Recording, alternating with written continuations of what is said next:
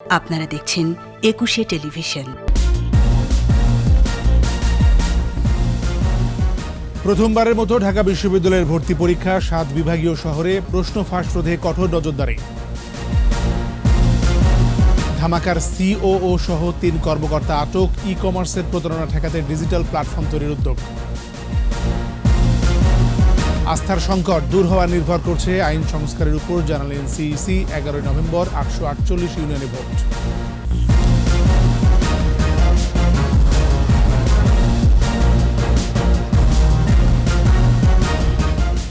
শুনছিলেন first security ইসলামী bank limited সংবাদের শিরোনাম। আমন্ত্রণ রাতের ২১ সংবাদে, সাথে আছি আমি এমএজি ওসমানী। দর্শক, ২১ টেলিভিশনের সংবাদ একই সাথে সরাসরি দেখতে পাবেন আমাদের ফেসবুক পেজ www.facebook.com/2124 অনলাইনে। প্রথমবারের মতো ঢাকার বাইরে ৭ বিভাগীয় শহরে ভর্তি পরীক্ষা নিতে যাচ্ছে ঢাকা বিশ্ববিদ্যালয়। শিক্ষার্থীদের ভোগান্তি কমানো, সময় ও অর্থের সাশ্রয় করতে ২০২০-২১ শিক্ষাবর্ষের স্নাতক শ্রেণীর সবকটি ইউনিটের পরীক্ষা গ্রহণে এই সিদ্ধান্ত নিয়েছে বিশ্ববিদ্যালয় প্রশাসন। সংবাদ সম্মেলনে জানানো হয়েছে, অসৎ উপায়ে ডিজিটাল জালিয়াতি রোধে এবারও আইনশৃঙ্খলা বাহিনীর জোর নজরদারি থাকবে। রিপোর্টে আরও জানাচ্ছেন মোহাম্মদ নুরুন নবী। প্রাণ চাঞ্চল্য ফিরছে প্রাণের ঢাকা বিশ্ববিদ্যালয়ে। কেন্দ্রীয় লাইব্রেরি চালু হয়েছে, বাড়ছে শিক্ষার্থীদের আনাগোনাও। কমপক্ষে ১ ডোজ টিকা নিয়েছে এমন স্নাতক শেষ বর্ষ ও মাস্টার্সের পড়ুয়াদের জন্য হলের দরজা খুলছে ৫ই অক্টোবর। ১ অক্টোবর শুরু হচ্ছে বিশ্ববিদ্যালয়ের ভর্তি পরীক্ষা। ৫টি ইউনিটে ৭,১৪৮ আসনের বিপরীতে আবেদন করেছে ৩,২৪,৩৪০ জন। একটি আসনের বিপরীতে পরীক্ষার লড়াইয়ে ৪৫.৩৭ জন।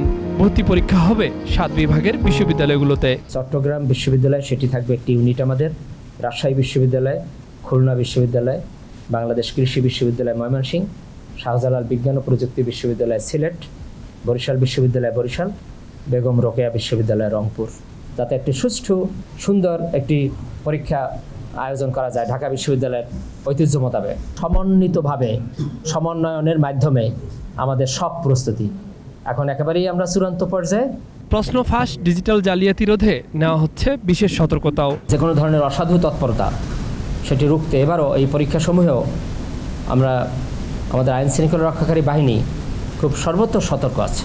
ক থেকে ঘ ইউনিটের প্রতিটি পরীক্ষায় বহু নির্বাচনী বা এমসিকিউ ৬০ নম্বর, লিখিত ৪০ নম্বর এবং চ ইউনিটে ৬০ নম্বর ড্রয়িং ও ৪০ লিখিত নম্বর থাকবে। ১.৫ ঘন্টার পরীক্ষা শুরু হবে সকাল ১১টায়। প্রত্যেকটি পাবলিক বিশ্ববিদ্যালয় পরিচালিত হয় নিজস্ব স্বতন্ত্র আইনে। তারপরেও ঢাকা বিশ্ববিদ্যালয়ে তাদের ভর্তি কার্যক্রমকে ৭টি বিভাগীয় শহরের বিশ্ববিদ্যালয়গুলোতে নিয়ে গেছে প্রথমবারের মতো। এই উদ্যোগে যেমন বিশ্ববিদ্যালয়ে মেধাবী শিক্ষার্থীকে খুঁজে পাবে, ঠিক তেমনিভাবে উপকৃত হবে অভিভাবক ও শিক্ষার্থীরা। মোহাম্মদ নুরুন নবী, ২১ টেলিভিশন, ঢাকা বিশ্ববিদ্যালয়, ঢাকা। করোনায় ২৪ ঘন্টায় মৃত্যু হয়েছে ১৭ জনের। এ পর্যন্ত মৃতের সংখ্যা ২৭,৪৮৭। স্বাস্থ্য অধিদপ্তরের তথ্য বলছে, ৮২১টি ল্যাবে ২৮,২৬০টি নমুনা পরীক্ষায় শনাক্ত ১,১৭৮। মোট শনাক্ত ১৫,৫৫,০৫১, নতুন ১,০৮৬ জন সহ সুস্থ ১৫,১৪,৯৬২। পরীক্ষার বিপরীতে দৈনিক শনাক্তের হার ৪.১২%, সুস্থতার হার ৯৭%-এর বেশি।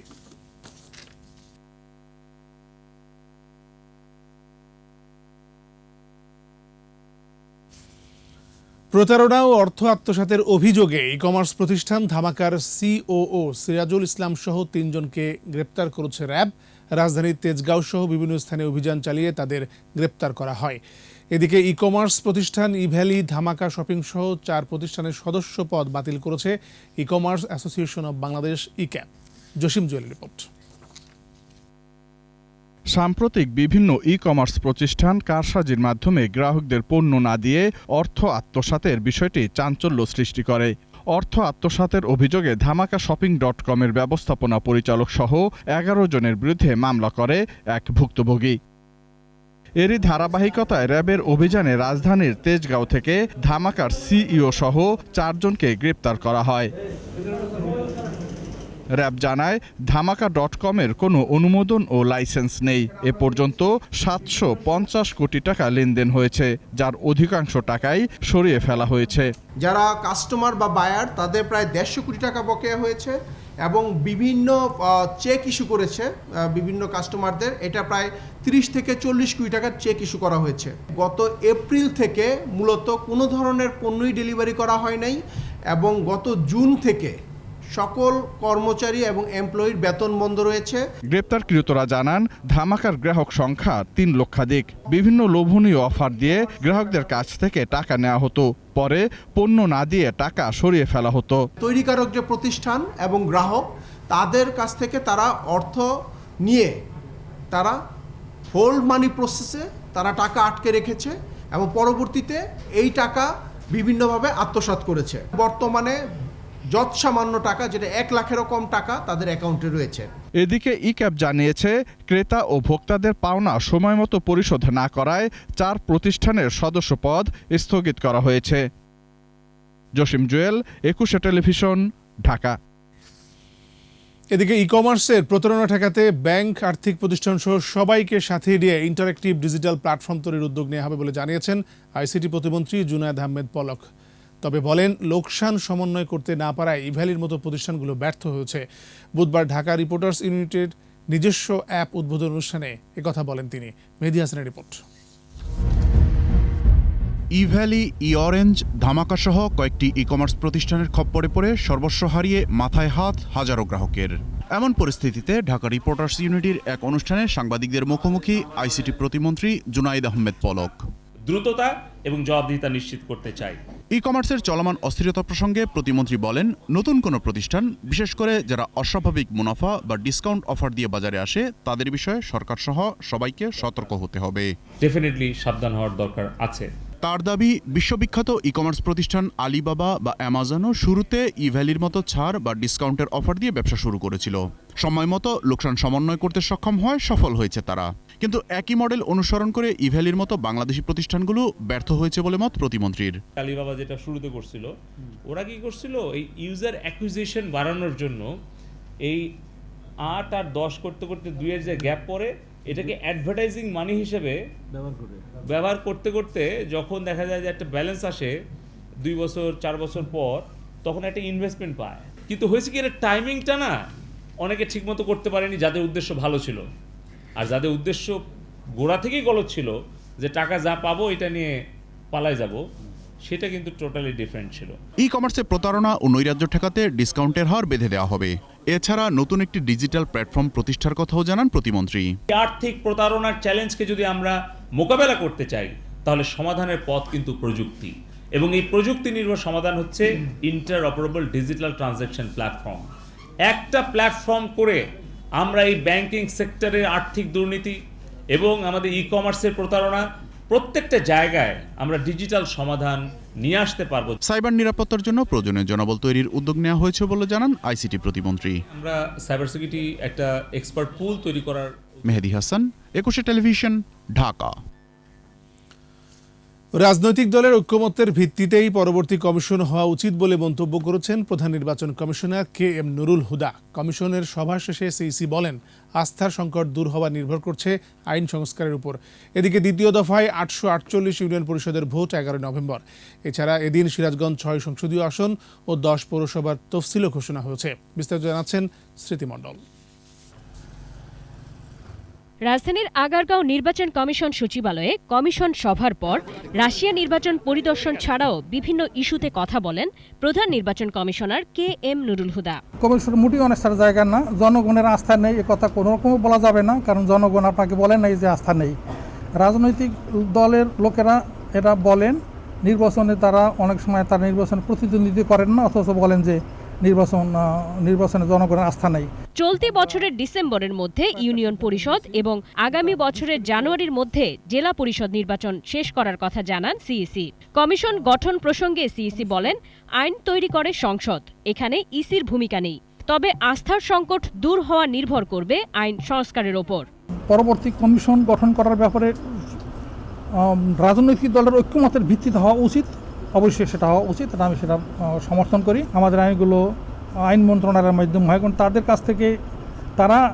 কাছ থেকে এরকম কোনো আমাদের কাছে ইঙ্গিত আসেনি যে আইন তৈরি করতে হবে কি হবে না।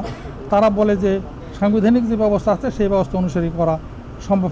এদিকে দ্বিতীয় ধাপের 848 ইউনিয়ন পরিষদ, সিরাজগঞ্জ 6 শূন্য আসন ও সপ্তম ধাপে 10 পৌরসভা নির্বাচনের তফসিল ঘোষণা করেছেন কমিশন সচিব। সিরাজগঞ্জ 6 যে আসনটি, এটিতে উপনির্বাচন, 10টি পৌরসভার নির্বাচন অনুষ্ঠিত হবে। ভোট গ্রহণের তারিখ 2 নভেম্বর। তৃতীয় ধাপের যেই ইউনিয়ন পরিষদের নির্বাচন অনুষ্ঠিত হবে সেখানে টোটালি আমরা 848টি ইউনিয়ন পরিষদকে নিয়ে এসেছি। মনোনয়নপত্র দাখিলের শেষ তারিখ 17 অক্টোবর, প্রার্থিতা প্রত্যাহারের শেষ তারিখ 26 অক্টোবর, প্রতীক বরাদ্দ 27 অক্টোবর এবং ভোট গ্রহণের তারিখ 11 নভেম্বর। 10টি পৌরসভা, সিরাজগঞ্জ 6 শূন্য আসন এবং 848 ইউনিয়ন পরিষদের মধ্যে 20টিতে ইলেকট্রনিক ভোটিং মেশিন ইভিএম এ ভোট হবে। যেগুলো ম্যাচিউর হয়ে আছে এগুলো ডিসেম্বরের মধ্যে সম্পন্ন করবেন। স্মৃতিমণ্ডল, 21 টেলিভিশন, ঢাকা। নিচ্ছি সংবাদ বিরতি। যখন ফিরছি তখন অন্যান্য খবরের সঙ্গে আরও থাকবে। পরিমণিকে 2 দফায় রিমান্ড, আবারও ম্যাজিস্ট্রেটদের ব্যাখ্যা চাইলেন হাইকোর্ট।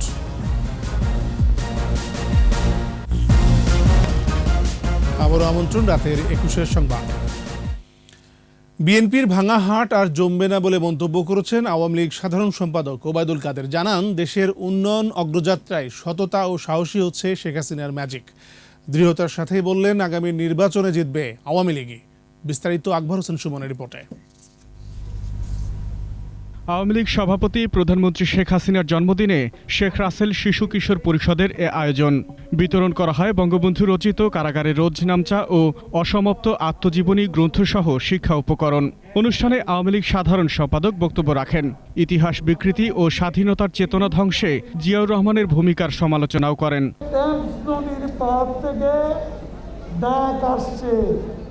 কিন্তু জোয়ারে তো বাংলাদেশে আন্দোলন হবে। বিএনপির মরাগাঙ্গে 13 বছরেও আন্দোলনের জোয়ার আসেনি।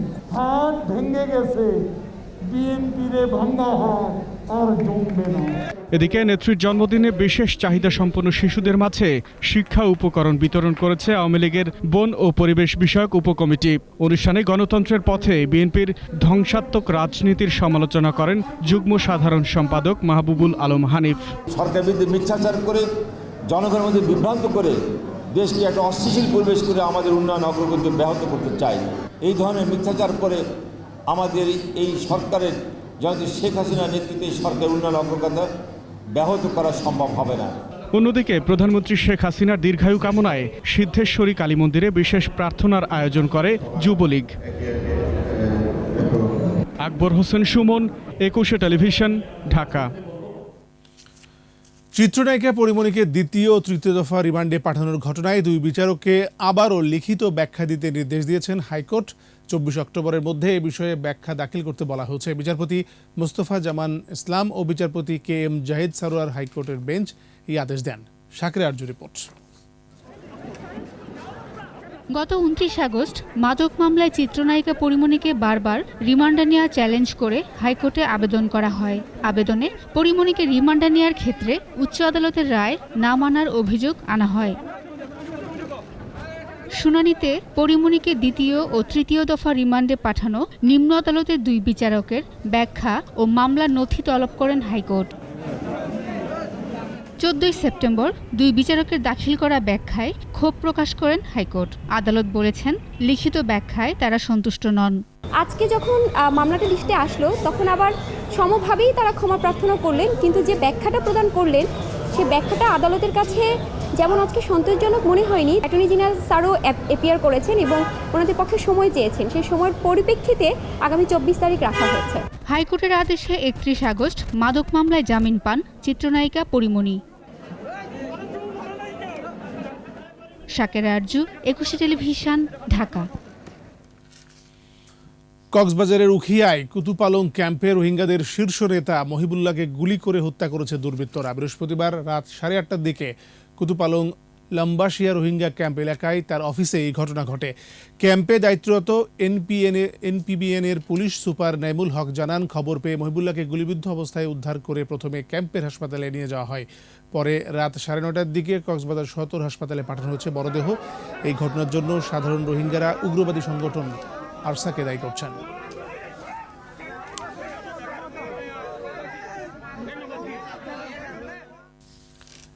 নিচ্ছি সংবাদ বিরতি। যখন ফিরছি তখন অন্যান্য খবরের সঙ্গে আরো থাকবে। ভবানীপুরে বৃহস্পতিবার মমতার ভাগ্য নির্ধারণ, প্রতিদ্বন্দ্বী বিজেপির প্রিয়াঙ্কা সহিংসতার আশঙ্কা। বৃহস্পতিবার থেকে মাঠে গড়াচ্ছে শেখ রাসেল গোল্ড কাপ অনূর্ধ্ব-18 ফুটবল টুর্নামেন্ট। এই উপলক্ষে সংবাদ সম্মেলনের আয়োজন করে শেখ রাসেল জাতীয় শিশু কিশোর পরিষদ। এ সময় জার্সি উন্মোচন করেন পরিষদের উপদেষ্টা ও সাইফ পাওয়ার টেক লিমিটেডের ব্যবস্থাপনা পরিচালক তরফদার রুহুল আমিন, মহাসচিব KM শহীদুল্লাহ ও দাবা ফেডারেশনের সাধারণ সম্পাদক সৈয়দ শাহাবুদ্দিন শামীম সহ আরও অনেকে। প্রথমবারের মতো আয়োজিত এই টুর্নামেন্টে অংশ নিচ্ছে 32টি দল। ভেন্যু হিসেবে থাকছে রাজধানীর কমলাপুরের বীরশ্রেষ্ঠ শহীদ সিপাহী মোহাম্মদ মোস্তফা কামাল স্টেডিয়াম। টুর্নামেন্টে চ্যাম্পিয়ন দল 2 লাখ টাকা ও রানার্স আপ দল পাবে 1 লাখ টাকা।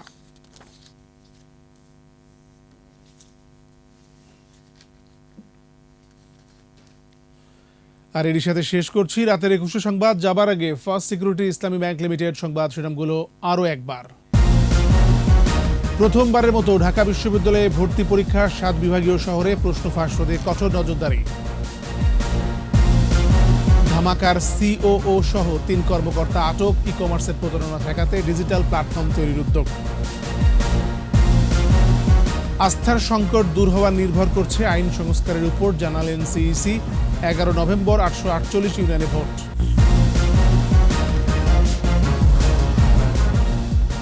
সর্বশেষ খবর জানতে ডায়াল করুন 202 নম্বরে আর ভিজিট করুন 21-tv.com ওয়েবসাইটে।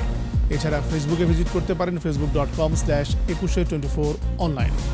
21-এর খবর দেখুন, 21-এর সাথেই থাকুন। স্বাস্থ্যবিধি মেনে চলুন, সুস্থ থাকুন।